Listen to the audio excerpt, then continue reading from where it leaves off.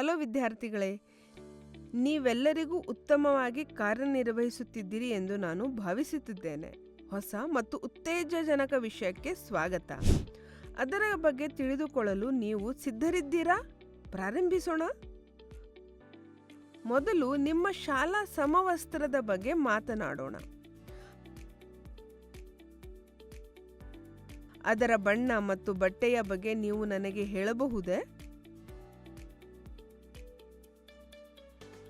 ನಿಮ್ಮ ಶಾಲಾ ಸಮವಸ್ತ್ರವು ಮಿಶ್ರ ಹತ್ತಿ, ಪಾಲಿಸ್ಟರ್ ಅಥವಾ ರೇಯಾನ್ ಬಟ್ಟೆಯಿಂದ ಮಾಡಿದ ಬಿಳಿ ಅಂಗಿ ಮತ್ತು ನೀಲಿ ಬಣ್ಣದ ಸ್ಕರ್ಟ್ ಅಥವಾ ನೀಲಿ ಬಣ್ಣದ ಪ್ಯಾಂಟ್ಗಳನ್ನು ಒಳಗೊಂಡಿರುತ್ತದೆ. ಈಗ ನೀವು ಸಾಮಾನ್ಯವಾಗಿ ಧರಿಸುವ ಉಡುಪುಗಳ ಬಗ್ಗೆ ಯೋಚಿಸಿ. ನಿಮ್ಮ ಮೆಚ್ಚಿನವುಗಳಲ್ಲಿ ಕೆಲವು ಯಾವುವು? ನೀವು ಸಂದರ್ಭಕ್ಕೆ ಅನುಗುಣವಾಗಿ ಶರ್ಟ್, ಜೀನ್ಸ್, ಕುರ್ತಿಗಳು, ಕಾರ್ಗೋಸ್, ಟ್ರ್ಯಾಕ್ ಪ್ಯಾಂಟ್, ಲೆಹೆಂಗಾಗಳು ಅಥವಾ ಸೂಟ್ಗಳನ್ನು ಧರಿಸಬಹುದು.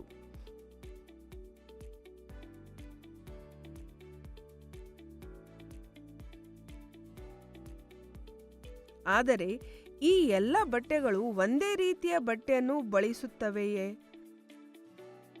ಸಾಮಾನ್ಯವಾಗಿ ಬಟ್ಟೆಗಳನ್ನು ವಿವಿಧ ರೀತಿಯ ಬಟ್ಟೆಗಳನ್ನು ಬಳಸಿ ತಯಾರಿಸಲಾಗುತ್ತದೆ. ಕೆಲವು ಸಾಮಾನ್ಯ ಬಟ್ಟೆಗಳಲ್ಲಿ ಹತ್ತಿ, ರೇಷ್ಮೆ, ಸೆಣಬು, ಉಣ್ಣೆ, ಪಾಲಿಸ್ಟರ್ ಮತ್ತು ರೇಯಾನ್ ಸೇರಿವೆ.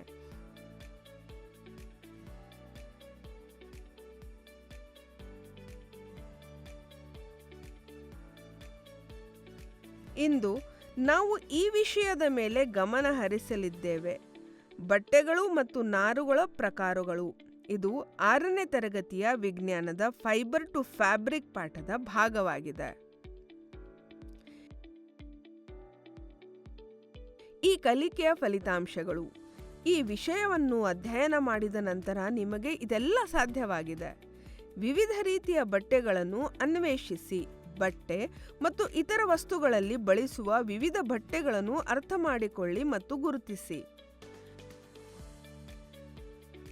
ವಿವಿಧ ರೀತಿಯ ನಾರುಗಳನ್ನು ವಿವರಿಸಿ. ಈ ಬಟ್ಟೆಗಳನ್ನು ತಯಾರಿಸುವ ನಾರುಗಳ ಬಗ್ಗೆ ಮತ್ತು ಅವುಗಳನ್ನು ಜವಳಿ ಉತ್ಪಾದನೆಯಲ್ಲಿ ಹೇಗೆ ಬಳಸಲಾಗುತ್ತದೆ ಎಂಬುದರ ಬಗ್ಗೆ ತಿಳಿದುಕೊಳ್ಳಿ. ಪ್ರಮುಖ ಪದಗಳು: ಬಟ್ಟೆಗಳು, ನಾರುಗಳು, ನೂಲು, ನೈಸರ್ಗಿಕ ನಾರುಗಳು, ಕೃತಕ ನಾರುಗಳು,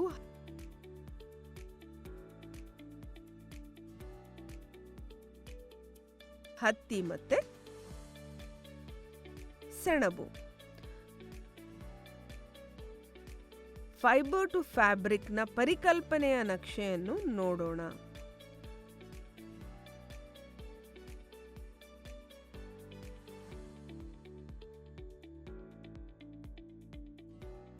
ವಿವಿಧ ಬಟ್ಟೆಗಳಿಂದ ವಿವಿಧ ರೀತಿಯ ಬಟ್ಟೆಗಳನ್ನು ತಯಾರಿಸಲಾಗುತ್ತದೆ. ಈ ಬಟ್ಟೆಗಳನ್ನು ನಿರ್ವಹಿಸಲು ಅಗತ್ಯವಾದ ಕಾಳಜಿಯೂ ಸಹ ಬದಲಾಗುತ್ತದೆ. ಕೆಲವು ಬಟ್ಟೆಗಳನ್ನು ತೊಳೆದರೆ ಇತರ ಬಟ್ಟೆಗಳನ್ನು ಒಣಗಿಸಿ ಸ್ವಚ್ಛಗೊಳಿಸಲಾಗುತ್ತದೆ. ಋತುವನ್ನು ಅವಲಂಬಿಸಿ ನಾವು ಧರಿಸುವ ಬಟ್ಟೆಗಳ ಪ್ರಕಾರಗಳನ್ನು ಬದಲಾಗುತ್ತವೆ.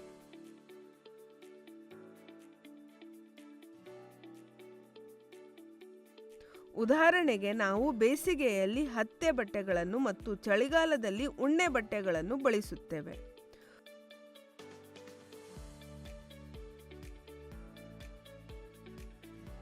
ಬಟ್ಟೆಗಳು ನಮಗೆ ರಕ್ಷಣೆಯನ್ನು ಒದಗಿಸುತ್ತವೆ ಮತ್ತು ಸೌಂದರ್ಯ ಮತ್ತು ಸ್ಥಾನಮಾನದ ಸಂಕೇತವೂ ಆಗಿರಬಹುದು. ಬಟ್ಟೆಯ ಆಯ್ಕೆಯು ವ್ಯಕ್ತಿಯಿಂದ ವ್ಯಕ್ತಿಗೆ ಬದಲಾಗಬಹುದು.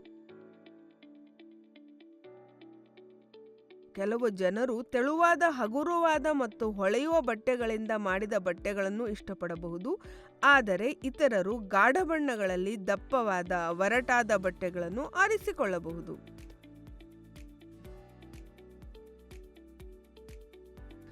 ಸಾಂದರ್ಭಿಕ ಉಡುಗೆ ಮತ್ತು ಔಪಚಾರಿಕ ಉಡುಗೆಗಳನ್ನು ಬಟ್ಟೆಗಳು ಸಾಮಾನ್ಯವಾಗಿ ವಿಭಿನ್ನವಾಗಿರುತ್ತವೆ.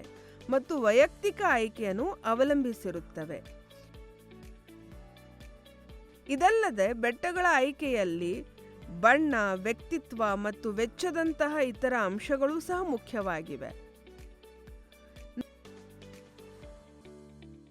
ನಮ್ಮ ಅಗತ್ಯಗಳು ಮತ್ತು ಬಟ್ಟೆಯ ಸ್ವರೂಪವು ಯಾವ ರೀತಿಯ ಬಟ್ಟೆಯು ವಿಭಿನ್ನ ಉದ್ದೇಶಗಳಿಗೆ ಸೂಕ್ತವಾಗಿದೆ ಎಂಬುದನ್ನು ನಿರ್ಧರಿಸುತ್ತದೆ. ಉದಾಹರಣೆಗೆ, ಒರಟಾದ ಬಟ್ಟೆಗಳನ್ನು, ಚೀಲಗಳನ್ನು ಮತ್ತು ಇತರ ದಿನಸಿ ವಸ್ತುಗಳನ್ನು ಚೀಲಗಳನ್ನು ತಯಾರಿಸಲು ಬಳಸಲಾಗುತ್ತದೆ, ಆದರೆ ಬಟ್ಟೆಗಾಗಿ ಅಲ್ಲ. ಹಾಸಿಗೆಯ ಹಾಳೆಗಳು ಮತ್ತು ದಿಂಬುಗಳಿಗೆ ಬಳಸುವ ಬಟ್ಟೆಯಂತೆ ಶಾಲಾ ಚೀಲಗಳನ್ನು ತಯಾರಿಸಲು ಬಳಸುವ ವಸ್ತುವು ಸಹ ಒಂದು ರೀತಿಯ ಬಟ್ಟೆಯಾಗಿದೆ.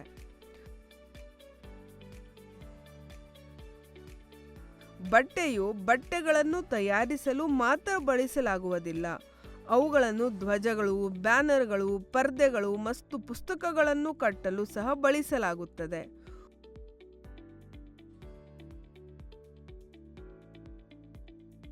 ಉದಾಹರಣೆಗೆ, ಕ್ಯಾಲಿಕೋ ಎಂಬುದು ಪುಸ್ತಕದ ಸಂಬಂಧದಲ್ಲಿ ಬಳಸಲಾಗುವ ಒಂದು ರೀತಿಯ ಬಟ್ಟೆಯಾಗಿದೆ. ಹತ್ತಿ ಬಟ್ಟೆಗಳು ಸಾಮಾನ್ಯವಾಗಿ ಪಾಲಿಸ್ಟರ್ ಬಟ್ಟೆಗಳಿಗಿಂತ ದಪ್ಪವಾಗಿರುತ್ತವೆ ಮತ್ತು ಒರಟಾದ ಹತ್ತಿ ಬಟ್ಟೆಗಳು ಭಾರವಾಗಿರುತ್ತವೆ. ಒಗೆದ ನಂತರ ಹತ್ತಿ ಬಟ್ಟೆಗಳು ಸುಕ್ಕುಟ್ಟುಕೊಳ್ಳಬಹುದು ಮತ್ತು ಕುಗ್ಗಬಹುದು. ಇದಕ್ಕೆ ವ್ಯತಿರಿಕ್ತವಾಗಿ ರೇಷ್ಮೆ ಬಟ್ಟೆಯು ಸ್ಪರ್ಶಕ್ಕೆ ಮೃದುವಾಗಿರುತ್ತದೆ, ಆದರೆ ಉಣ್ಣೆ ಬಟ್ಟೆಗಳು ಒರಟಾಗಿರುತ್ತವೆ ಮತ್ತು ಭಾರವಾಗಿರುತ್ತವೆ.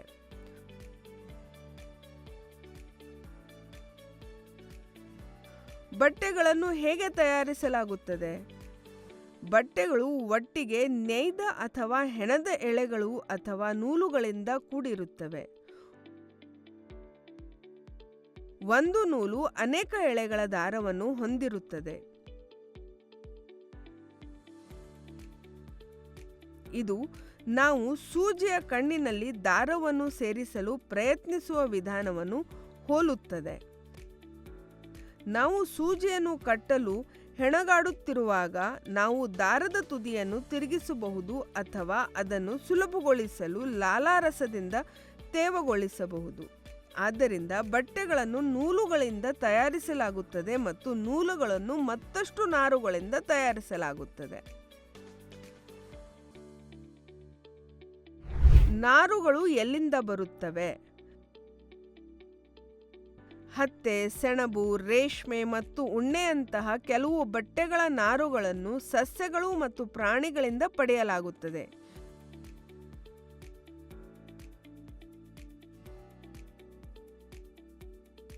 ಇವುಗಳನ್ನು ನೈಸರ್ಗಿಕ ನಾರುಗಳು ಎಂದು ಕರೆಯಲಾಗುತ್ತದೆ.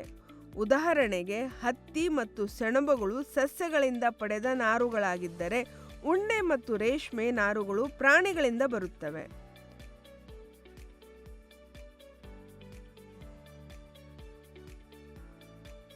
ಹತ್ತಿಯನ್ನು ಹತ್ತಿ ಚೆಂಡುಗಳು ಅಥವಾ ಹತ್ತಿ ಹುಣ್ಣುಗಳಿಂದ ಪಡೆಯಲಾಗುತ್ತದೆ.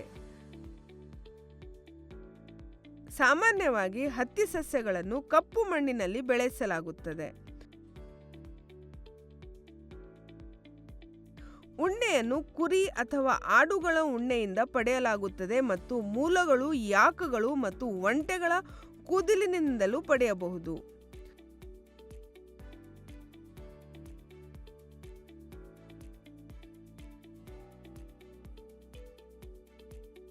ರೇಷ್ಮೆ ಹುಳಗಳು ಗೂಡುಗಳಿಂದ ರೇಷ್ಮೆ ನಾರನ್ನು ತಯಾರಿಸಲಾಗುತ್ತದೆ.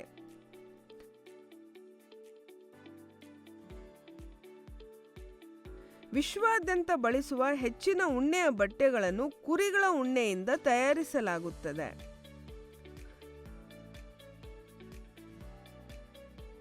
ಸಾವಿರಾರು ವರ್ಷಗಳ ಹಿಂದೆ ಬಟ್ಟೆಗಳನ್ನು ತಯಾರಿಸಲು ನೈಸರ್ಗಿಕ ನಾರುಗಳನ್ನು ಮಾತ್ರ ಲಭ್ಯವಿದ್ದವು.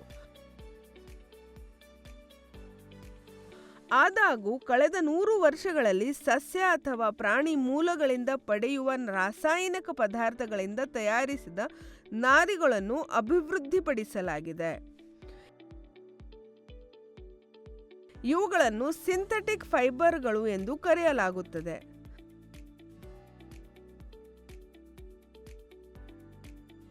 ಸಂಶ್ಲೇಷಿತ ನಾರುಗಳ ಉದಾಹರಣೆಗಳಲ್ಲಿ ಪಾಲಿಸ್ಟರ್, ನೈಲಾನ್ ಮತ್ತು ಅಕ್ರಿಲಿಕ್ ಸೇರಿವೆ.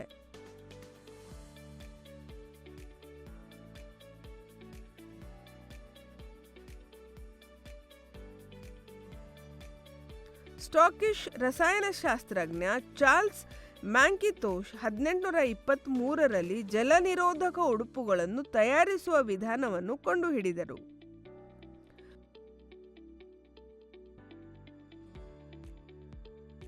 ಪ್ರಾಚೀನ ಕಾಲದಲ್ಲಿ ಜನರು ಬಟ್ಟೆಗಾಗಿ ಎಲೆಗಳು ಮತ್ತು ಪ್ರಾಣಿಗಳ ಚರ್ಮವನ್ನು ಬಳಸುತ್ತಿದ್ದರು. ಹೆಚ್ಚುವರಿಯಾಗಿ ಬಟ್ಟೆಗಳನ್ನು ಕೆಲವೊಮ್ಮೆ ಲೋಹದಿಂದ ತಯಾರಿಸಲಾಗುತ್ತಿತ್ತು. ಉದಾಹರಣೆಗೆ, ಯೋಧರು ಯುದ್ಧಗಳ ಸಮಯದಲ್ಲಿ ಲೋಹದ ಜಾಕೆಟ್ಗಳನ್ನು ಧರಿಸುತ್ತಿದ್ದರು.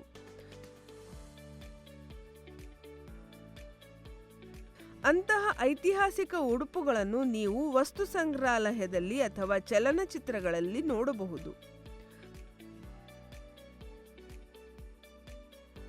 ಹತ್ತಿ ಚೆಂಡುಗಳು ಹತ್ತಿ ನಾರುಗಳು ಎಂದು ಕರೆಯಲ್ಪಡುವ ಸಣ್ಣ ಕೂದಲುಳ್ಳ ರಚನೆಗಳನ್ನು ಹೊಂದಿರುತ್ತವೆ.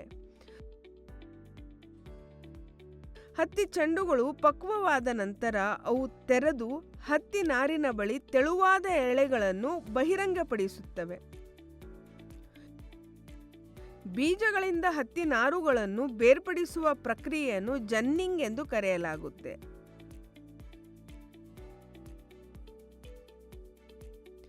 ಇದು ಬಟ್ಟೆಗಳು ಮತ್ತು ನಾರುಗಳ ಬಗೆಗಳ ನಮ್ಮ ಚರ್ಚೆಯನ್ನು ಮುಕ್ತಾಯಗೊಳಿಸುತ್ತದೆ.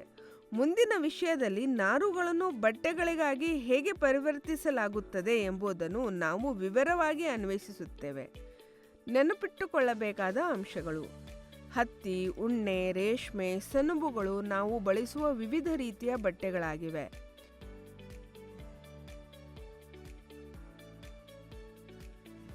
ಇವೆಲ್ಲವೂ ಸಸ್ಯಗಳು ಮತ್ತು ಪ್ರಾಣಿಗಳಿಂದ ಪಡೆಯಲ್ಪಟ್ಟಿರುತ್ತವೆ ಮತ್ತು ಅವುಗಳನ್ನು ನೈಸರ್ಗಿಕ ನಾರುಗಳು ಎಂದು ಕರೆಯಲಾಗುತ್ತದೆ. ರಾಸಾಯನಿಕಗಳಿಂದ ಮಾಡಿದ ನಾರುಗಳನ್ನು ಕೃತಕ ಅಥವಾ ಸಂಶ್ಲೇಷಿತ ನಾರುಗಳು ಎಂದು ಕರೆಯಲಾಗುತ್ತದೆ. ರಚನೆಗಳಂತಹ ಸಣ್ಣ ಎಳೆಗಳನ್ನು ಫೈಬರ್ಗಳು ಎಂದು ಕರೆಯಲಾಗುತ್ತದೆ. ಈ ನಾರುಗಳನ್ನು ನೂಲುಗಳಿಗಾಗಿ ಪರಿವರ್ತಿಸಲಾಗುತ್ತದೆ. ಬಟ್ಟೆಯನ್ನು ತಯಾರಿಸಲು ನೂಲುಗಳನ್ನು ಒಟ್ಟಿಗೆ ನೇಯಲಾಗುತ್ತದೆ.